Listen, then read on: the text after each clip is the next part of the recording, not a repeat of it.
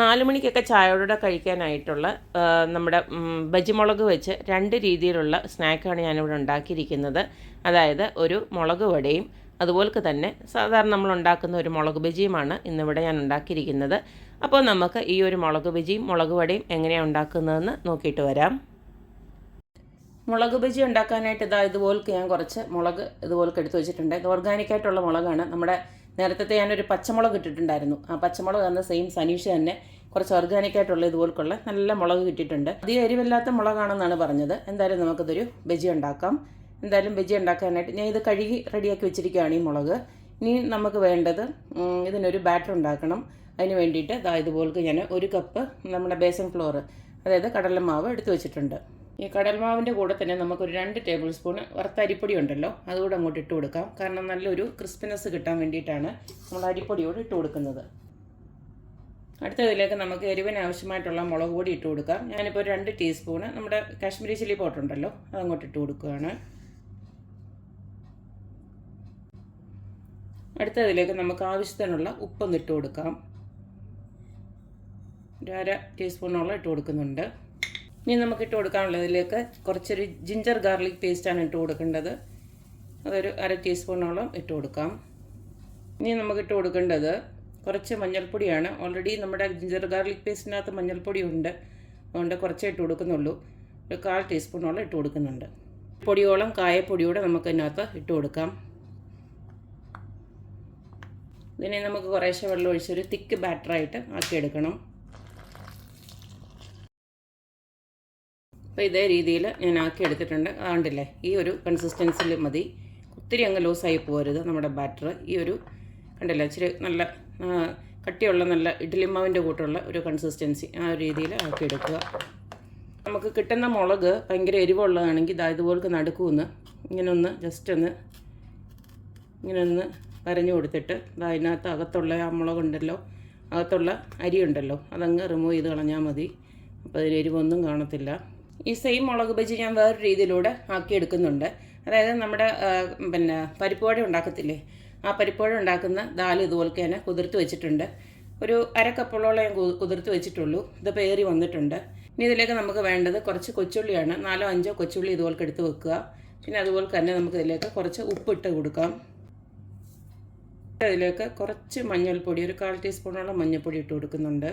അടുത്തത് കുറച്ച് പെരിഞ്ജീരകം ഇട്ട് കൊടുത്ത് എരിവിന് ആവശ്യത്തിനുള്ള ഇച്ചിരി മുളക് പൊടി ഇട്ടിട്ട് ഇത് നമുക്ക് നല്ല ഫൈനായിട്ട് ഇങ്ങനെ അരച്ചെടുക്കാം.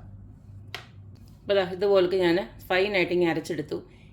വെള്ളം അധികം ഒഴിക്കാതെ വേണം അരച്ചെടുക്കാൻ. ഈ ഒരു പരുവത്തിൽ വേണം, ഒത്തിരി ലൂസായി പോരുതാ. നമ്മൾ ഇങ്ങനെ എടുക്കുമ്പോൾ ഇതുപോലെ കിട്ടണം. ഇനി നമുക്ക് ഇതിൽ നിന്ന് മുളക് എടുത്തിട്ട് എന്താ ചെയ്യേണ്ടതെന്ന് വെച്ച് കഴിഞ്ഞാൽ ഇതിൽ ഇങ്ങനെ ഫുള്ളായിട്ട് ഇങ്ങനെ ഒന്ന് പിടിപ്പിച്ചിട്ട് ഇങ്ങനെ വറുത്തെടുക്കുകയാണ് വേണ്ടത്. നമ്മുടെ പരിപ്പ് വടയുടെ സെയിം കൂട്ട് തന്നെയല്ലേ. അപ്പോൾ ഇതുപോലെ ഇരിക്കും. ഇങ്ങനെ ഒന്നുകൂടെ നല്ല വൃത്തിക്ക് ഇതുപോലൊന്ന് പിടിപ്പിച്ച് കൊടുത്തിട്ട് ഉണ്ടല്ലേ ഇങ്ങനെ ആക്കി കൊടുത്താൽ മതി. എന്നിട്ട് ഇതുപോലെ വറുത്തെടുത്താൽ മതി. നല്ല ടേസ്റ്റാണ്. നമ്മുടെ ബജിമുളക് വറക്കാനായിട്ട് ഇതുപോലെ ഞാൻ ചീൻചട്ടിയിലോട്ട് എണ്ണ ചൂടാക്കിയിട്ടിട്ടുണ്ട്. ഇനി നമുക്ക് ഇത് ഓരോന്നായിട്ട് ഞാൻ ആദ്യം കാണിച്ചില്ലേ നമ്മുടെ ആ വടയുടെ മിക്സ് കോട്ട് ചെയ്തത്, അതിങ്ങോട്ട് ഇട്ട് കൊടുക്കാം. ഞാൻ എളുപ്പത്തിന് വേണ്ടി നേരത്തെ തന്നെ ആക്കി വെച്ചതുപോലെ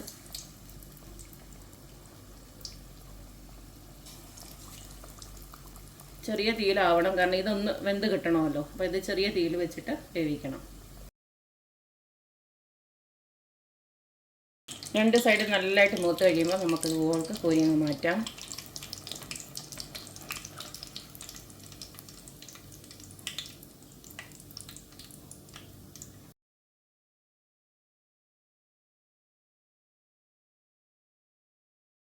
അപ്പോൾ നമ്മുടെ അടിപൊളിയായിട്ടുള്ള മുളക് വട ഇവിടെ റെഡി ആയിട്ടുണ്ട്.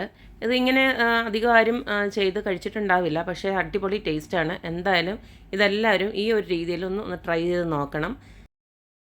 നോർമൽ ബജി ഉണ്ടാക്കാനായിട്ട് നമ്മുടെ നേരത്തെ ഉണ്ടാക്കി വെച്ചിരുന്ന ബാറ്റർ ഇല്ലേ, അതിനകത്ത് ജസ്റ്റ് ഒന്ന് ഡിപ്പ് ചെയ്യുക, ഇതിനകത്തോട്ട് ഇടുക. നമ്മൾ ഒത്തിരി തിൻ ബാറ്റർ ആക്കി ഇതിൽ നിന്ന് എല്ലാം അങ്ങ് നമ്മുടെ ഈ ഒരു ബാറ്ററിയിൽ നിന്ന് ഇതെല്ലാം അങ്ങ് വിട്ടുപോയി. ഇതിപ്പോൾ കണ്ടോ, ഈ ഒരു രീതിയിൽ കിട്ടും. ഇങ്ങനെ അങ്ങ് ആക്കി എടുത്ത് വെച്ചാൽ മതി.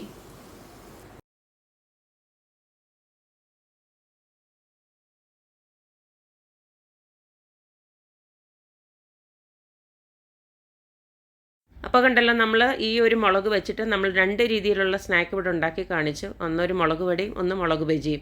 ഈ രണ്ടും നല്ല ടേസ്റ്റാണ് കഴിക്കാനായിട്ട്. നമ്മൾ ചായയുടെ ഒക്കെ കൂടെ ആണെങ്കിൽ ഇത് നല്ല അടിപൊളിയാണ്, നല്ല കോമ്പിനേഷനാണ്. ഒരു ചായയും ഇതെല്ലാം ഒരെണ്ണോടെ കഴിച്ചു കഴിഞ്ഞാൽ നല്ല ടേസ്റ്റാണ്. അപ്പോൾ എല്ലാവരും ഇതൊക്കെ ഒന്ന് ഉണ്ടാക്കി നോക്കുക. അതുപോലെ തന്നെ അഭിപ്രായങ്ങളൊക്കെ അറിയിക്കുക. അപ്പോഴെപ്പോഴും പറയുന്ന പോലെ തന്നെ എൻ്റെ റെസിപ്പീസ് ഇഷ്ടമുള്ള എല്ലാവരും please like, share and subscribe. അപ്പോൾ ഇനി ഒരു അടിപൊളി വീഡിയോ ആയിട്ട് വരുന്നവരേക്കും ബായ്.